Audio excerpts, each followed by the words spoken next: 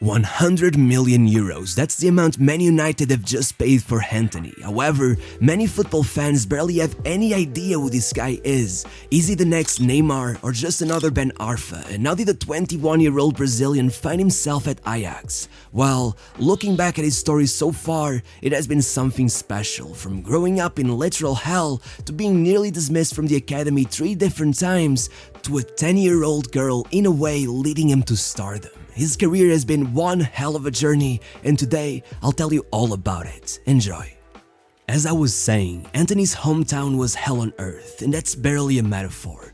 The favela he grew up in was literally called Inferninho. His parents weren't exactly the most miserable in their neighborhood, and Antony was always kept off the streets, but right across from his front door he witnessed drug trafficking every day, and the police raids were at the very least traumatic. Keep in mind, the police don't really hold their fire in these places. Regardless of what he saw at a young age, he and his siblings never lost focus. They sat on the roof of their house looking at the hell down below them, in their own words, talking about winning. And I don't mean on the pitch, it was winning at life, and to them, that meant leaving that place forever. Back then, despite being only 5 or 6 years old, his aunt would bring him to every São Paulo match, always sitting among the ultras. They say he knew every song before he could even string 2 sentences together on his own. From birth, football meant everything to him. He dreamed of one day being on the other side of that fence, to be an idol for the fans like him, to make the other ultras proud. After all, at that age he had already joined the futsal team after a scout found him at a local pitch. And the thing about Antony was that his upbringing with some seriously strict parents would not tolerate any tomfoolery, as they knew damn well what happened to foolish kids in a favela made him a real hard worker while managing to keep that edge, that Brazilian flair. And so, at 12 years old, he had his big break. He went on trial and his dream of wearing São Paulo's colors finally became true, but reality is that they were always on the fence about him. He wasn't a prodigy, nobody was betting $1 that he would become a big name, but well, there was potential, so he kept playing, and 3 years later that was enough to convince them to get him a room at their academy. Once there, everyone loved Antony, even the staff and his teammates became like brothers to him, but even then, well, as he said it himself, I didn't play much, at all. I was pretty much on the reserves. I could see I wasn't cutting it. One day there was a big youth tournament and the ultras would be there, my own hand would be there. It was all that I had ever dreamed about. I gave it my all and still didn't make the list. I cried, and it wasn't just a single tear. I was on my knees. As bad as that might have felt, I can't even begin to wonder what it must have felt once he saw his name on the list of players to be dismissed. It seemed like a miracle that he was kept in the team. It only happened because the staff had talked to the coach and insisted that he stayed. And if it seemed like a miracle then, it was even more impressive when it happened a second and a third time. If it weren't for the fact that everyone at the academy was so fond of Antony, he would probably have been out of the team on the first strike. Regardless, soon after he began playing like never before. At 16, 17, suddenly his growth became exponential. Everyone was in awe, and by 18, he was taken to the first team alongside Elinho and Igor Gomes, 2 of his best friends at the academy. To live through something like that alongside your friends, it seemed like a fairy tale. At first, I guess it was like Cinderella. As wild as it seems, despite being at the academy for so long, Antony still didn't own a decent pair of boots, and his mom had to borrow them from a store she worked at every time he played. But just like Cinderella, after 3 matches as the team was to go on pre-season to the USA, the clock struck midnight and the magic began to wear off. Antony was not called up for the tour, was dropped from the team and sent back to the under-20s, as he was supposedly needed for this big tournament, the Copinha. He was in shock. It was nothing that he hadn't lived through already, but it hurt. It felt like rejection. Regardless, he put everything into that tournament and something magical happened. In the first 8 matches, Antony scored 3 and assisted 5. They were all man of the match performances, and with the matches playing on TV, a very special fan fell in love with him. Her name was Larissa, a 10-year-old cancer patient.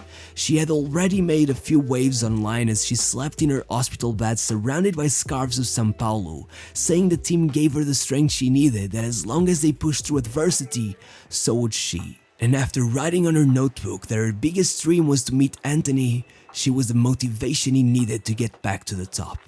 Sometime along those 8 matches, Antony went to see her. He was completely overtaken by her joy. She became his sidekick. He was always looking for ways to make her happy, and once the day of the final arrived, he was waiting for her to walk onto the pitch alongside him. But even better, he had convinced the entire squad to shave their heads in solidarity to her, and after she made him promise he would score, he not only scored and assisted to win the title, but he did his famous L celebration for the first time, a reference to her name. Antony was the player of the tournament. He had finally played with the ultras watching over him, and he made a friend for life.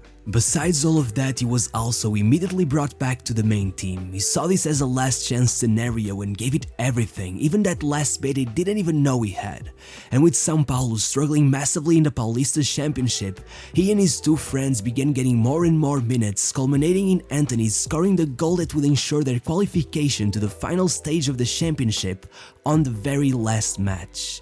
But normally São Paulo would easily qualify, and as the match ended, the ultras weren't happy, booing the players except for, well, Antony and his friends. The moment he greeted them, the boos became cheers. They were the fan favorites, the academy kids who they saw as the revival of a club in great need of one.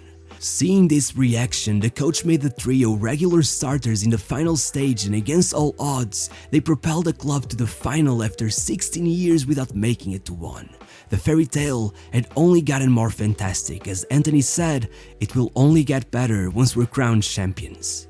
And so the thriller started. The first leg of course finished 0-0. The pressure was now even greater for the second leg, and early into the match, São Paulo concedes. You could see the pain in Antony's face, but still, in a way, it was an opportunity to live out his dream of scoring in a Clásico against Corinthians. And so, as D.E. Lawrence once said, men who dream by night awake to find that it was vanity, but the dreamers of day are dangerous men, for they may act upon their dreams with open eyes, and Antony was certainly a dangerous man on that day. Scoring from outside the box, sending the stadium into pandemonium, so much emotion his mom nearly fainted and had to be taken away and given tranquilizers. You got a feel for her. Her son was a hero, but it didn't last long, at least not long enough. With Wagner Love scoring in the final minute of the match to give the win to Corinthians, Antony was completely distraught. He couldn't let go. He knew the next year he had to come back and win it all. Soon after, he was called up for the Brazilian under-23s, joining them for the old Toulon tournament, scoring 2 goals, one of them the only goal of the final as Brazil won on penalties. He seemed to have a knack for the big moments, and that earned him a permanent spot in the Brazilian Olympic team. However, back at São Paulo, things began slowing down. No goals for 4 months, then comes a tough match against Grêmio. Antony misses a clear goal-scoring chance that could have given his team the win, and then gets a red card. Walking out of the pitch to thousands of fans booing him, the situation was dire. After so many highs, this was a surprising low, every day being accused of being wasteful, of missing chances like no one else. But his reaction to that adversity was what once again proved his greatness. Antony asked the team's main goalkeeper to stay behind every training session and help him become more clinical, and soon after, he broke his goal-scoring drought, literally falling down in tears, pure passion and dedication flowing down onto the pitch, and he didn't stop, scoring 3 more goals and getting 2 assists over the next few matches, being the hero as São Paulo secured a place in the next year's Libertadores. And as the next season started, he would be super busy, first making sure to take some of his money and moving his family to a new home, then playing some qualification matches for the Olympics, eventually debuting in the Libertadores, and above all, with many clubs looking to secure his transfer, he closed the deal with Ajax, planning to join them after summer, meaning first, he would have another shot at the Paulista Championship, but then the world stopped. The year was 2020. I think we all know what happened. After only 4 matches in his new season, Antony would never play for São Paulo again. No second chance at the Paulista Championship, no goodbye to the fans, but at least he promised to come back one day. Regardless of the depressing state of his exit, his €16 million transfer to Ajax left him just 300k short of becoming the most expensive signing the Dutch league had ever seen. But still, to Ajax this was still a big gamble. Who knows what could have happened? He was clearly not very consistent, he had only just turned 20 years old, he had not won a single trophy in his career, and in Europe, everything could be much different. In fact, with the Olympic team, things weren't exactly splendid. The coaching staff had gotten annoyed at how Antony's tendency to cut back instead of attacking the space often killed the team's attacking momentum, and that meant he was dropped for the final match of the qualification against Argentina. It wasn't exactly looking good, but Ajax's coach Ten Hag seemed sure about his new signing, saying, "We hope he will be the next star of Ajax." And yeah, there were a lot of expectations. Some thought he was what David Neres never managed to be. Some thought he was the perfect replacement for Ziyech, who was now off to Chelsea, and it seemed it would be a rough time for Antony, but then, whoa. In his first 21 matches, 9 goals, 8 assists. It seemed that with a couple of words and maybe a couple of screams, Ten Hag had immediately smoothed away many of Antony's rough edges. He now seemed to have much better decision making, he could play on either wing, he finally began using his space in his favor, and he could even help in defense. But yet, he had one final monster to defeat, his inconsistency, and so it bit back. 5 months, 2 goals, 1 assist, from 1 goal contribution every 84 minutes to 1 every 485. A 477% underperformance compared to the previous stage, which was especially odd as Sebastian Haller had arrived in January, with many predicting the two would have combined incredibly. Still, as the season ended, they did win the cup and the league, and with the Olympics coming right after that, though he was still struggling to get on the score sheet, he was easily one of the most memorable players of the tournament, especially as the 1 assist he got came in the final in extra time against Spain to give Brazil the gold medal.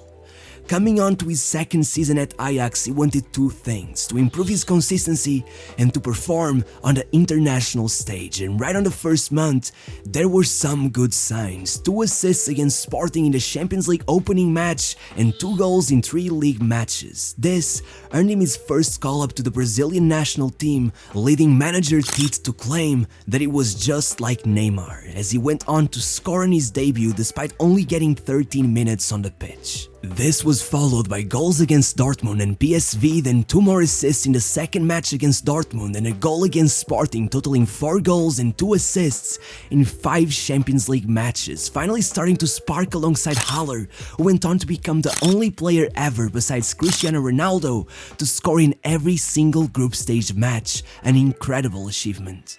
Back in the league, he would keep going strong, 8 matches, 4 goals and 5 assists, and as it seemed he would go the full length of the season on a high note, who knows, perhaps even be the league's player of the year, it all crumbled, not because of inconsistency, but something else. First, Ajax is surprisingly eliminated by Benfica, then a heated game against Feyenoord ends 3-2 with Antony scoring the winner with 4 minutes to go, securing Ajax's place at the top of the table. But with enough time left for him to hilariously fake an injury after a duel with Malacia and get himself a red card, which is even funnier now that they're teammates. However, it would be in the following match, a pretty much meaningless friendly between Brazil and Bolivia, that Antony would go down to the ground getting injured without any contact and impressively being out for 4 months straight. His season was over, and so were his hopes at any Player of the Year awards, but at least he got the league title, and the injury wasn't enough to stop the transfer rumors. First came Barcelona, and eventually with Ten Hag's move to United, it became more and more obvious that would be Antony's desired destination. But it wouldn't be easy. Ajax were not willing to negotiate, and the player was forced to go on strike, not playing or training as long as they didn't talk to Man United. However, even as the talks began with 2 transfer bids being rejected, one up to €100 million, which would easily make him the league's most expensive player of all time, Antony became even more frustrated, giving an interview in which he would say, "In June I had already told them I wanted to move out of the club, but they didn't listen. Even with offers on the table, nothing. I'm not asking them to let me go for free, I'm asking them to accept the highest bid ever made for an Eredivisie player." As hard as it may have been for Ajax, the player was let go for 100 million euros, the 13th most expensive player in the history of football and Man Utd's second most expensive ever signing. Ten Hag and Antony reunited in the Premier League with players like Sancho, Casemiro, Varane and Ronaldo alongside them, as well as familiar faces like Malacia and Lisandro Martinez. It is still a big gamble, it could be the next Neymar or just another Ben Arfa, but regardless, a great show is underway.